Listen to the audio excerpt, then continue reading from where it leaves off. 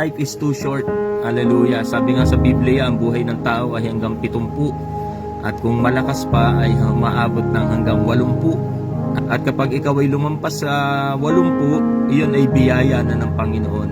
Redeeming the time for the days are evil. Yung buhay ng isang bubuyog. Ano kung natatandaan ninyo?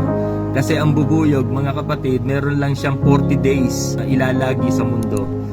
Yung bubuyog, bago siya makapagpuno ng isang pulot o kyutan sa isang kutsara, buong buhay niya na itong tatrabahuhin. 40 days niyang tatrabahuhin na makapag-ipon ng pulot para makaipon lang ng isang pulot sa isang kutsara. So alam niyo mga kapatid, ganun lang ang buhay ng isang bubuyog. Pag tumigil siya sa paggawa, hindi niya mapupuno yung isang kutsara na pulot na dapat sana ayun ay gagawin niya sa buong buhay niya. Kaya alam niyo mga kapatid, kapag yung mga bubuyog nagulo niyo yung bahay nila, talagang magagalit yung mga yan, hahabulin ka niya kahit saan ka pumunta. Pero kapag napapansin ng bubuyog na nalalayo na siya sa kanyang bahay, pinababayaan na rin niya yung mga Kasi alam niyo kung bakit? Ang focus niya hindi para manghabol Amen. Ang focus niya para sa paggawa.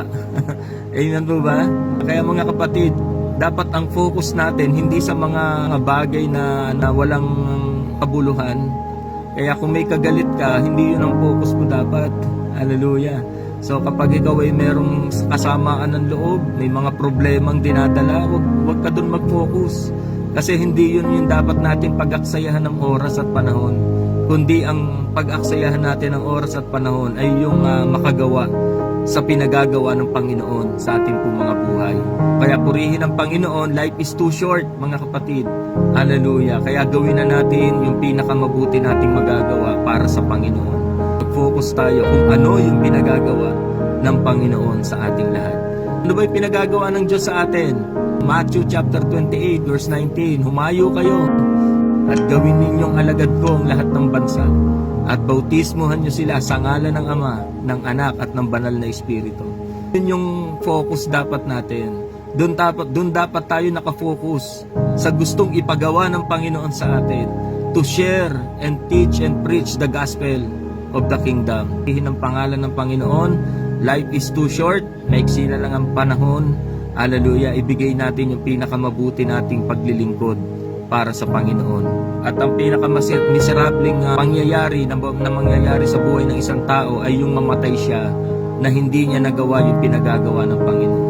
Yung mamatay siya na hindi niya man lang nakilala ang Panginoon. Yun na ang pinakamiserabling pangyayari na mangyayari sa buhay ng isang tao. Kaya mga kapatid, life is too short. Gamitin natin sa kapakinabangan. Hallelujah, yung buhay na ibinigay sa atin ng Panginoon.